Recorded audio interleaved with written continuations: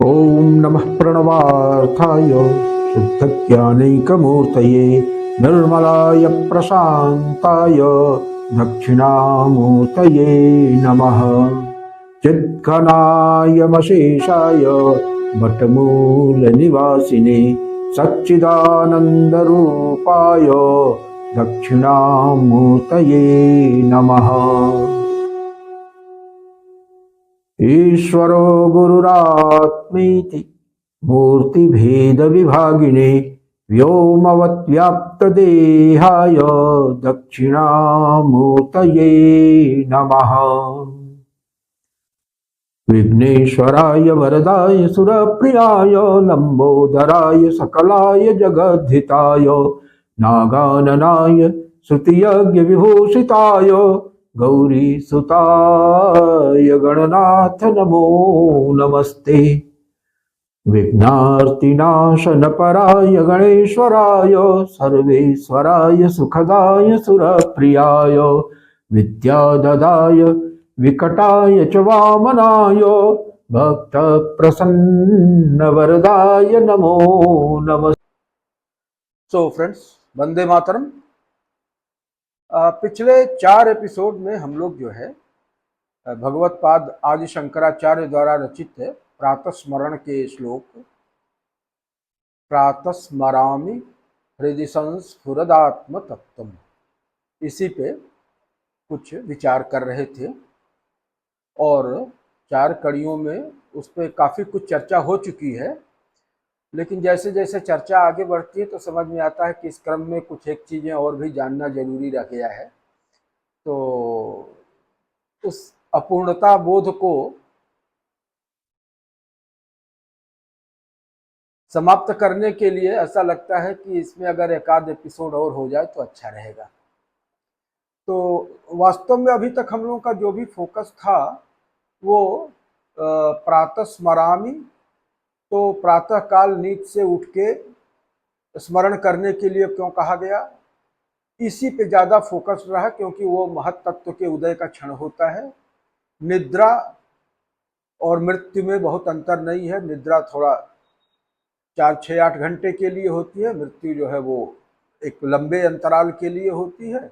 तो जैसे मृत्यु के बाद फिर से नवसृजन होता है, निद्रा के बाद भी नवसृजन होता है। तो प्रकृति से जो है महत तत्व की उत्पत्ति होती है सर्वप्रथम। तो हम लोगों ने उस महत तत्व को समझा।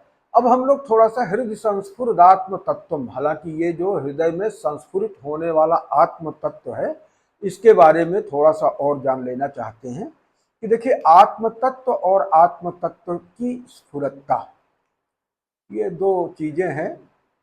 और 2 चीजें कहना भी एग्जैक्टली सही नहीं है, क्योंकि जैसे जल और जल की तरंग है, तो तरंग जल से भिन्न भी नहीं है और भिन्न न होते हुए भिन्नवत प्रतिभात होती है, तो इस अर्थ में भिन्न भी है। तो उसी तरह से आत्म तत्व और आत्म तत्व की स्फुरता भिन्न और अभिन्न दोनों है। तो थोड़ा सा उस चीज को समझ लेना जरूरी है। और ये है क्या, जैसे हमारे यहाँ कहा गया ना कि एक शब्द ब्रह्म है और एक पर ब्रह्म है। तो पर ब्रह्म की स्फुरत्ता ही शब्द ब्रह्म है, जो परशिव है और सदाशिव है। परशिव और सदाशिव जो है ना, वो समझ लीजिए कि शब्द ब्रह्म और पर ब्रह्म की स्थिति है कि एक पर ब्रह्म जो है वो परशिव के पैरेलल है, और उसी तरह से जो सदाशिव है वो शब्द ब्रह्म के पैरेलल है। तो ये शब्द ब्रह्म जो है ना, शब्द ब्रह्म शब्द क्यों होता है? शब्द इसलिए होता है कि वो जो सत्ता है, जो सुप्रीम रियलिटी है, ये अपने आप को व्यक्त करना चाहती है, रिवील करना चाहती है। और इस रिवील करने के लिए जो पराशक्ति है, जो उसकी आदिशक्ति है, वो वही जो है पहले शब्द के रूप में, नाद के रूप में, नाद के बाद शब्द के रूप में प्रकट होती है। तो ये विल टू रिवील है। और रिवील होने का मतलब कि ये रिवील होने के 2 डायरेक्शन होते हैं। एक जिससे कि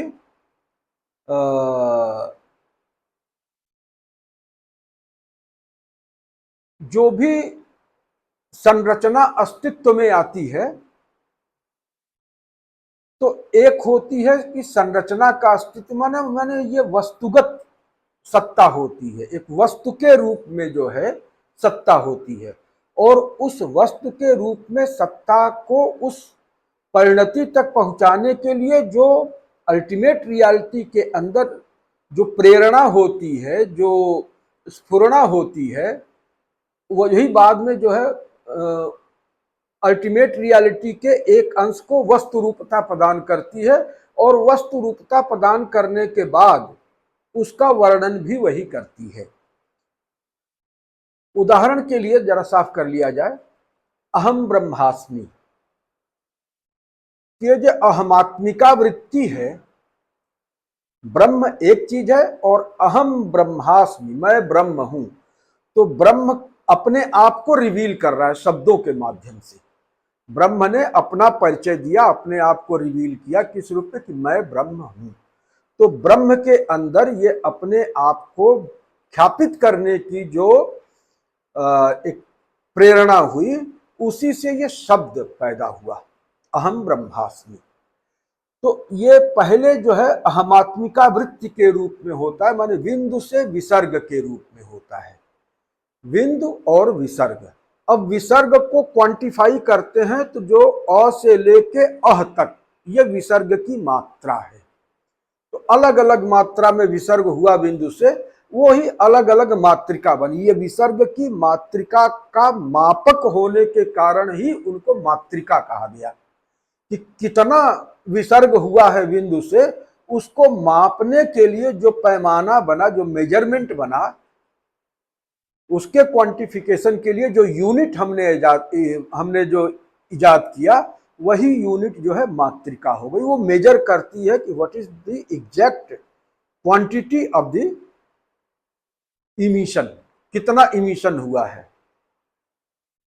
तो ये जो है, यही वृत्ति बिंदु से विसर्ग का, ये जो अपने आप को शब्दायित करने की और रूपायित करने की, ये दो धाराएं होती, एक शब्दायित करने की, एक रूपायित करने की। ये दोनों जो है रेवेलेशन में आता है, विल टू रिवील।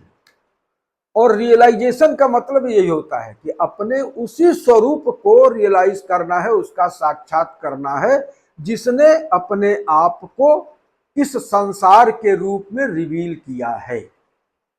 तो ये अहमात्मिका वृत्ति जो है, इसके बारे में शास्त्रों ने बताया ना कि विश्वात्मिकाम तदुत्तीर्णाम हृदयम परमेशतुः पराद शक्ति रूपेण स्फुरंतीम संविदम नुमः। ये वही पराशक्ति है, परमात्मा की जो पारमेश्वरी शक्ति है, जो अभिन्न रूपेण उसके साथ जो है संलग्न है, संपृक्त है। तो उस पराशक्ति की ही में ही ये स्फुरण होता है विश्वात्मिकाम, और वो विश्वात्मिका रूप धारण करती है। विश्व रूप से परे भी है, जहां पर कि वो नियंत्रण करती है या तिरोधान का कार्य करती है। विश्वात्मिकाम तदुत्तीर्णाम, और इस सबके ऊपर जो है, इन दोनों दशाओं से परे एक तीसरी दशा है, जिसमें कि वो जो है वो परमेश के हृदय में स्फुरत्ता के रूप में निवास करती है। तो ये जो मैक्रोकाज़म में चल रहा है, वही इस माइक्रोकाज़म में भी चल रहा है। जो पिंड में है वही ब्रह्मांड में है। तो ब्रह्मांड में अगर वो स्फुरण हो रहा है, तो यहाँ पर भी है। वास्तव में माइक्रोकाज़म और माइक्रोकाज़म करके कोई अंतर स्पष्ट इस तरह से है नहीं कि वाटर टाइट कोई डिस्टिंक्शन है। ये हमारे कॉग्निटिव फैकल्टीज की लिमिटेशन है कि हम जो है डिफरेंट कैटेगरीज में बांट के ही तत्व को समझ सकते हैं। लेकिन अगर हमारी कॉग्निटिव फैकल्टी की ये लिमिटेशन नहीं होती, तो हमको माइक्रोकाज़म और मैक्रोकाज़म के रूप में बांट के देखने की कोई आवश्यकता नहीं थी। तो ये वही स्फुरत्ता है जो कि परम सत्ता के हृदय में निरंतर प्रवाहमान रहती है, निरंतर स्फुरित हो रही होती है। और उसी स्फुरत्ता को पकड़ने की बात जो है भगवत्पाद आदि शंकर कहते हैं कि हृदय संस्फुरदात्म तत्वम। ये आप लोगों में से बहुत लोगों ने सुना होगा, पुरी में जो जगन्नाथ महाप्रभु का मंदिर है, तो वहाँ पे जो है काष्ठ की प्रतिमा होती है, वो पाषाण की या धातु की प्रतिमा नहीं है, वो नीम की लकड़ी से वो प्रतिमा बनती है और उस प्रतिमा के अंदर प्राण प्रतिष्ठा किया जाता है।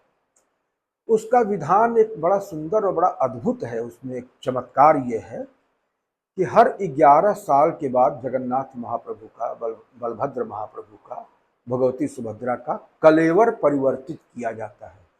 कलेवर बदलने का आशय ये है कि एक नई प्रतिमा बनती है, काष्ठ प्रतिमा बनती है, और पूर्व स्थापित काष्ठ प्रतिमा में से प्राण शक्ति को निकाल करके और नई प्रतिमा में स्थापित किया जाता है और विधि विधान के साथ पुरानी वाली प्रतिमा का विसर्जन किया जाता है। तो वहाँ के जो मुख्य पुजारी होते हैं, अंतिम जो चरण होता है इस प्राणांतरण की क्रिया का, तो वो पूरा करते हैं। सारा एक लंबा विधि विधान होता है, लेकिन जो उसका आखिरी चरण होता है सर्वाधिक महत्वपूर्ण होता है।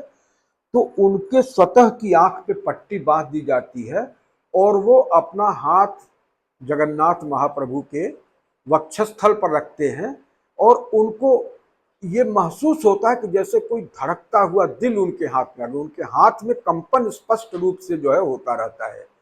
और वो निकाल के फिर ये नवीन प्रतिमा के वक्षस्थल पर ले जाकर उसको स्थापित करते हैं। तो वो प्राणना जो है, वो जो प्राण शक्ति उस प्रतिमा में से आहरित की गई रहती है, वो पुनः जाके उस मूर्ति में स्थापित हो जाती है। तब जाके वो स्पंद जो मुख्य पुजारी का, मुख्य अर्चक के हाथ में जो स्पंद की अनुभूति हो रही होती है, वो अनुभूति उस बिंदु पर जाकर के उनकी ठहरती है, जब ये प्राण इस प्रतिमा से फिर उस प्रतिमा में हस्तांतरित हो जाता है। तो ये स्फुरत्ता है। चूंकि वो कॉस्मिक प्राण है तो उसको बहुत आसानी से जो है वो अर्चक महसूस कर सकते हैं। ये कॉस्मिक प्राण नहीं है बल्कि इंडिविजुअल है, तो इसकी इंटेंसिटी उतनी ज्यादा नहीं है, तो इसको महसूस करने के लिए हमें काफी कुछ जो है वो अपने अंतर में प्रवेश करना पड़ता है। तो वीडियो लंबा ना हो जाए, इसलिए मैं सोचता हूं कि इस प्रकरण को आज यहीं रोक देते हैं और आगे एक आध बार और एक आध सीरीज में और चर्चा हो जाएगी कड़ी में, तो इस पे जो है आनंद आएगा। इन्हीं शब्दों के साथ ओम पूर्णमदः पूर्णमिदं पूर्णात् पूर्णमुदच्यते पूर्णस्य पूर्णमादाय पूर्णमेवावशिष्यते। ओम शांति शांति शांति।